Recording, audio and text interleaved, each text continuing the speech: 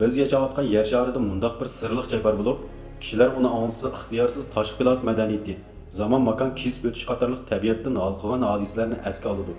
Bu dal dunyoga donliq Bermuda ushbuluni. Acaba bu yerda rostida shundaq bir sir yoshiringanmi? Hikoyani yanılib Bermuda ushbulumidan boshlashga to'g'ri keldi.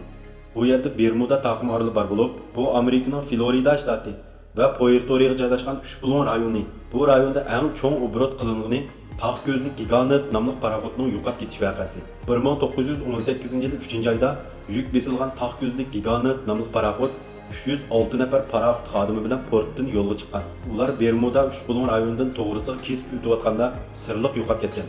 Hamda bugunga qadar paraxot va xodimlar topilmagan. Albatta, paraxot yo'qolib ketgandan boshqa bu yerda yana necha qitim aeroplan yo'qolib ketish voqeasi yuz bergan. 1945-yil 12-oyning 5-kuni tushdan keyin atraf boshliq Taylorning boshlamchiligida 19 nomerlik aeroplan guruhi bu rayondan kesib o'tgan. Ammo faqat 2 soat uchgan bo'lsa-mu, aeroplan xodimlari bara-bara nishondan adashib qolgan. Eng oxirida 5 aeroplan bo'lib, jami aeroplan guruhisidagi 14 odam bu sirliq dengiz davasida g'oyib bo'lgan. Texnik g'alati yari shuki, voqeadan keyin sababini tekshirishga avatilgan suv usti aeroplanimi yo'qolib ketgan. Bu bir necha tipik misoldan boshqa Bermuda ushbulunda bundaq sirliq ishlar oz emas. Ammo hikoyaning qurilmasi butunlay farqlanib ketmaydi.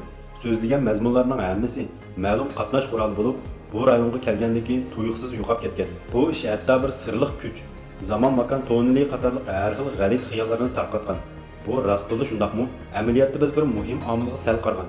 U bo'lsa yer shakli va havo rayi. Bermuda taqimorli amaliyotda bir yanartog' oroli bo'lib, uning atrofini nurg'un xatarlik yoshirin xoda toshlar o'rab turdi. Hamda bu rayonda yil bo'yi qor yomg'ir va issiq balvoq bo'rini chiqib turdi. Dalmush kontrol qilib bo'lmaydigan omillar tufaylidan aeroplan va paraxotlar sirli holda yo'qolib ketgan. Hatto sug'urta kasb sohasidagilarmi Bermudaning xatarlik dengiz emasligini dalillagan. Undaqda nima sababdan kishilar uni tilga olganda bir sirliq narsa bo'lib qoladi?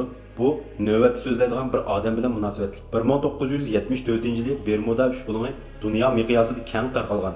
Bu chaqda yozuvchi Beliz savdo fursatini ko'zlab Bermuda ushbuluni nomli bir kitobni yozib chiqqan. Bu kitobdagi mazmunlar intayin mubolag'a qilingan bo'lib, Bermuda ushbuluniga intayin sirliq tus kirgizilgan.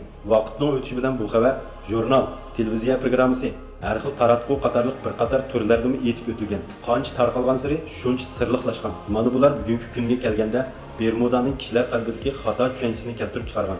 Amaliyotda Bermuda tasavvuringizdagidek uncha sirliq emas. Aksiga u bir danglik sayohat rayoni. O'ylab beqing, u sizni qancha yil oldida butkul insoniyat madaniyati taraqqiy qilish jarayonida mayli yer sharidagi bepoyon dengiz yoki olamdagi poyonsiz yulduzlar bo'lsin, biladiganlarimiz intayin oz. Lekin biz mustaqil fikr qilish iqtidorimizni boshdan oxir saqlasaqlar, uning orqasidagi maxfiyatlikni cho'qim bayqay olamiz.